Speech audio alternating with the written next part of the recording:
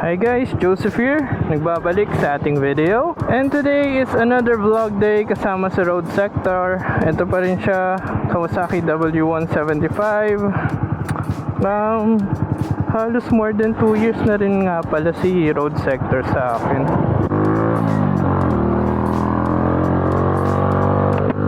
Nagkaroon ng time na nabanggit ko na balak kong ibenta si road sector, pero nagkaroon ng mga minor aberya sa buhay. Medyo nakakabwisit lang. Kasi syempre naset ko na sa utak yung mga next steps ko eh. Tapos nagka-aberya. Yun lang, nakakaasar. Siguro share ko sa inyo yung mga yun. Una sa lahat, yung budget ko para sa big bike hindi natuloy. Medyo may mga stuff lang kasi na uncontrolled na ayun, kaya buti na lang hindi ko pa na-post na mabenta tong si road sector. Stuck tayo for a longer time, road sector. Ayun yung Bwisit number 1. Bwisit number 2 is ayun, recently lagi ako meron severe migraine. Ewan ko kung severe yun, pero kasi siya yung tipo ng migraine na hindi basta nawawala pag uminom ako ng pain reliever. At saka siya, ramdam ko siya sa left eye, left part ng ulo ko, sa may gilid ng ulo. Ewan ko, left side ba nun? Hindi sa temple eh, basta sa right side above the ears. So nagpa-check up ako. Ayun lang. And syempre bilang isang tao, diba, pag affected yung health mo, hindi masarap sa pakiramdam. Ay, gusto ko na rin ng big bike, kaya lang okay lang, tis-tis pa. Nag-enjoy pa rin naman ako kay road sector. And sorry road sector for my attempt na ibenta ka kaagad. Tapos nakakainis pa eh, pag may sakit ka, lahat ng tao sa paligid mo expert na bigla. Pero ayun, so far siguro sundin ko na lang yung sinabi ni Doc. Bawas-bawas muna sa sa lamon, diet, iwas sa stress. Ang weird kasi, alam nyo guys yung feeling na konting inis mo lang mahihilo ka na, konting bad trip lang sasakit na yung left na mata mo, and minsan may dugo. Nagpatingin na ako guys sa ophthalmologist, 3 test rin yung ginawa niya, complete sa machine yung doktor na yon, and normal naman daw. Ang advice niya lang rin sa akin is bawas-bawas sa screen time sa work, screen time sa mobile phone, although di naman talaga ako mahilig magbabad sa mobile phone. Ayun, tulog, iwasan yung stress, ganun. Ngayon, dami lang mga Bwisit moments. Naisip ko para mabawasan yung stress. Balik muna ako sa pagmo-motovlog kasi yun, para sa akin yun yung isa sa pinakamalaking bagay na nagtatanggal ng stress ko. Pag-edit after ko makakakuha ng mga footages. Tapos, ang problema ko naman, yung mga times na bala ko na mag-motovlog, biglang may mga conflict bigla sa schedule, or minsan sumama bigla na naman pakiramdam ko. Syempre ayaw ko maka-compromise yung riding abilities ko. Hindi ako basta-basta lumalabas kung nahihilo ako. Yung ulan, syempre tag-ulan na eh. Ayun, nakakaasar lang. Pero ito guys, may na-realize ako. Yung mga bagay naman na sinabi ko kanina, like a bad tripan sa walang budget sa pagbili ng big bike, yung pakiramdam ko, yung headache ko, fats sa liver ko, yung high level of cholesterol and bad cholesterol sa katawan ko, yung ulan kaya hindi makapag-vlog.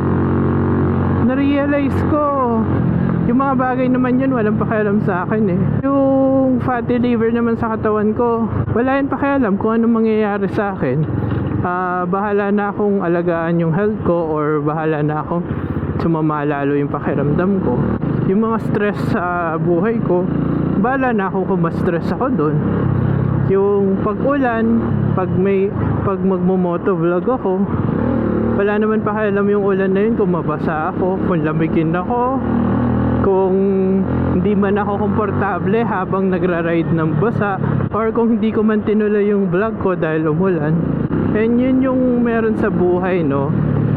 Lahat ng bagay magpro-proceed whether affected ka or not. Doon pumapasok yung disiplina, doon pumapasok yung passion mo.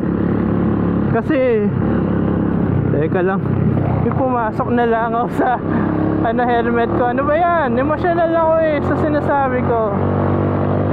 Ayan. Reset.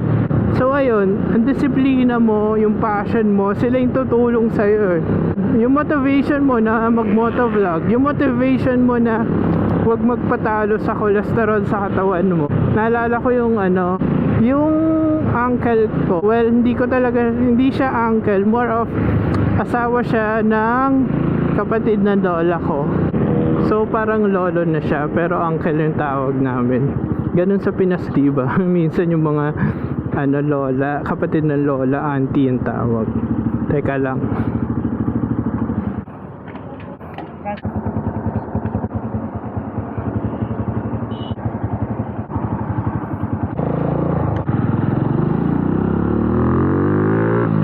So yun, lahat ng bagay magmo-move forward regardless if affected tayo. Nasa sa atin na lang yun kung magpapatalo tayo, kung magpapa-apekto tayo, kung ititigil natin yung ating mga pangarap. Nasa sa atin na lang yun. Para sa akin, syempre hindi ako papatalo dyan. Move forward. Konting hiccups lang yan sa buhay. Hiccups katulad ng mga lubak dito sa Danghari. Move forward lang, kasi yung buhay hindi naman yan hihinto para sa'yo. Yung mga challenges di yan hihinto para sa'yo. Kung nahihirapan ka na, challenges nga So as long as you have your passion and noble naman yung intentions mo, remember, andyan si God to guide you, to help you. Pray ka for guidance, for wisdom sa decision making. Work hard and everything will follow. Kaya gusto ko yung isa sa sinabi ng paborito kong filmmaker. Hindi niya bet yung term na inspiration, more of motivation yung gusto niya. Ang mahirap sa inspiration is kailangan mo na ma-inspire muna bago ka kumilos.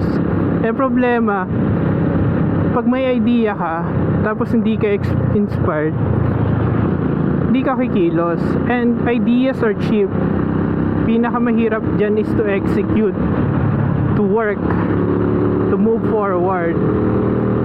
Ang importante is you must be motivated to move forward. Kumilos ka dahil pangarap mo yan Walang mag-inspire sa'yo na gawin niyang pangarap mo.